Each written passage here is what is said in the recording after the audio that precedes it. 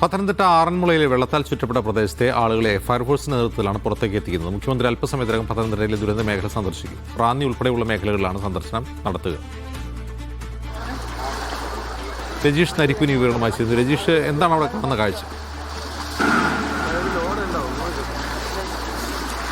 അജിൻസ്, നമ്മൾ ഇപ്പോൾ ഉള്ളത് ആറന്മുള പരിപ്പുംപടി എന്ന ഭാഗത്താണ്. അവിടെ ഇപ്പോഴും വെള്ളം ഉയർന്നു നിൽക്കുകയാണ്. നമ്മൾ നേരത്തെ കണ്ടതിൽ അല്പം കുറവുണ്ടെങ്കിലും ഇടയ്ക്ക് പെയ്യുന്ന മഴയിൽ വീണ്ടും വലിയ വെള്ളം ചെറിയ രീതിയിൽ ഉയർന്നൊരു സാഹചര്യമുണ്ട്. ഇത് മത്സ്യത്തൊഴിലാളികളോ ബോട്ടാണ്. അവിടെ കുടുങ്ങിക്കിടക്കുന്ന ആളുകൾ അല്ലെങ്കിൽ ഒന്നാം നിലയിൽ താമസിക്കുന്ന ആളുകൾക്കൊക്കെ തന്നെ ഭക്ഷണവും വെള്ളവും ഒക്കെ എത്തിക്കാനുള്ള സജ്ജീകരണമാണ് ചെയ്തിരിക്കുന്നത്. ഇന്നലെയും ഇത്തരത്തിൽ അവിടെ താമസിക്കുന്നവർ, രണ്ടാം നിലയിൽ താമസിക്കുന്നവർക്ക് ഭക്ഷണവും ഒപ്പം തന്നെ അത്യാവശ്യമായ കുടിവെള്ളം അടക്കം എത്തിക്കാനുള്ള പ്രവർത്തനങ്ങളാണ് അവർ നടത്തിക്കൊണ്ടിരിക്കുന്നത്. പലരുടെയും കിണറുകളടക്കം ഈ വെള്ളം കയറിയ ഒരു അവസ്ഥയാണ്. അതുകൊണ്ട് തന്നെ രണ്ടാം നിലയിൽ താമസിക്കുന്നവർക്ക് ഏറ്റവും അത്യാവശ്യമായി വേണ്ട സാധനം കുടിവെള്ളമാണ്. ഒപ്പം മറ്റു ഭക്ഷണ സാധനങ്ങളും ബ്രെഡും ഒപ്പം തന്നെ ബിസ്ക്കറ്റും പഴവും അടക്കമുള്ള ഭക്ഷണ സാധനങ്ങളും എത്തിക്കാനുള്ള തയ്യാറെടുപ്പാണ് അവർ നടത്തിക്കൊണ്ടിരിക്കുന്നത്. നമുക്കറിയാം, ഇവിടെ വലിയ രീതിയിൽ വെള്ളം, അതായത് റാന്നിയിൽ വെള്ളം കുറഞ്ഞതോടുകൂടി വലിയ രീതിയിലുള്ള വെള്ളമാണ് ആറന്മുള ഭാഗത്ത് ഉയർന്നിരുന്നത്. ഇന്നലെ നമ്മൾ വൈകിട്ട് വന്നതിനേക്കാൾ വെള്ളം അല്പം കുറവുണ്ടെങ്കിൽ കൂടിയും ഇപ്പോഴും വെള്ളം നിലനിൽക്കുന്നുണ്ട്. ഒരുപക്ഷെ 2 ദിവസം കൂടെ കഴിഞ്ഞാൽ മാത്രമായിരിക്കും ഇതുമായി ബന്ധപ്പെട്ട ഒരുപക്ഷെ വെള്ളം പൂർണ്ണമായും ഒഴിയാൻ സാധ്യതയുള്ളൂ എന്നാണ് നമുക്ക് മനസ്സിലാക്കാൻ കഴിയുന്നത്. നമുക്കറിയാം, ഇപ്പോൾ കാണുന്ന ദൃശ്യങ്ങൾ ഈ അകത്ത് അവിടെ കുടുങ്ങിക്കിടക്കുന്നവർക്ക് കൊണ്ടുപോകാനായി ഭക്ഷണ സാധനങ്ങൾ തയ്യാറാക്കുന്നതാണ്.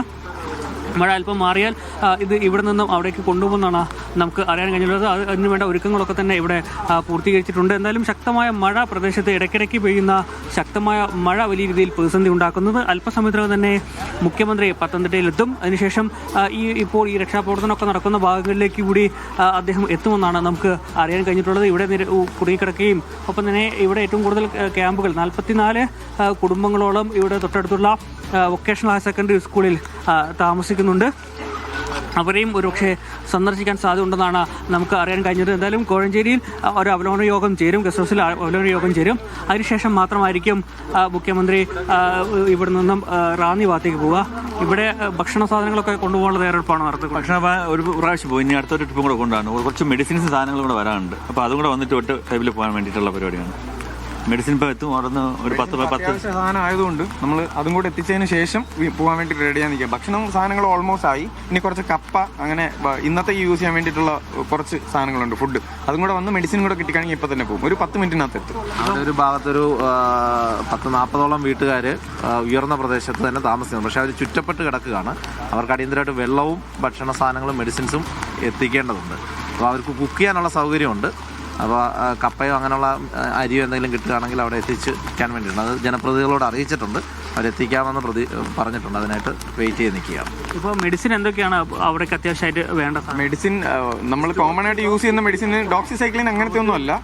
അപ്പോൾ അതിൻ്റെ ഫോട്ടോ അയച്ചു തന്നു. ഫോട്ടോ ഇവിടെ കൊടുത്തു. അപ്പം സാധനങ്ങൾ സ്റ്റോക്ക് ഉണ്ട്, എടുത്തു തരാമെന്ന് പറഞ്ഞിട്ടുണ്ട്. അപ്പോൾ അത് എത്താൻ വേണ്ടിയുള്ള ഷിബു മെമ്പർ അതിന് വേണ്ടിയിട്ട് പോയിട്ടുണ്ട്. ഇപ്പം ഇന്നലെ വൈകിട്ട് മുതൽ സാധനങ്ങൾ അങ്ങോട്ട് കൊണ്ടുപോകുന്നുണ്ട് ഇന്നലെ രാവിലെ മുതൽ അങ്ങോട്ട് സാധനങ്ങൾ കൊണ്ടുപോകുന്നുണ്ട്.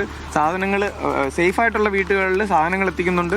സേഫ് അല്ലാതെ കുറച്ച് താഴ്ന്ന പ്രദേശങ്ങളിലെ ആൾക്കാരെ നമ്മൾ തിരിച്ചിവിടെ കൊണ്ടുവന്നിട്ട് ക്യാമ്പുകളിൽ അവിടുന്ന് ക്യാമ്പിലേക്ക് ആളിനെ കൊണ്ടുവരുന്നതായിരുന്നു ഒരുപാട്. പിന്നെ മൃഗങ്ങൾ, അങ്ങനെ ഒരുപാട് കാര്യങ്ങളുണ്ടായിരുന്നു. ചിലർ ആടിനെ കൊണ്ടുവരാതെ ഞങ്ങൾ വരില്ല എന്ന് വാശി പിടിച്ചു. അങ്ങനെ MLA സ്ഥാനത്ത് MLA തന്നെ വന്ന് അവരടുത്ത് പറഞ്ഞ് അവരെ കൺവിൻസ് ചെയ്ത് ആടിന് MLA ഇരുന്ന വണ്ടിയിൽ തന്നെ ബോട്ടിൽ കയറ്റി ഇവിടെ കൊണ്ടുവന്നു.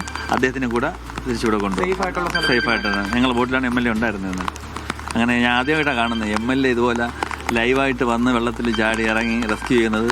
ഞാൻ ലൈവായിട്ട് ആദ്യമായിട്ട് കാണുന്നത് ഇപ്പോഴാണ്. ആറന്മുളയിലെ രക്ഷാപ്രവർത്തനത്തിന്റെ ദൃശ്യങ്ങളാണ് കണ്ടത്.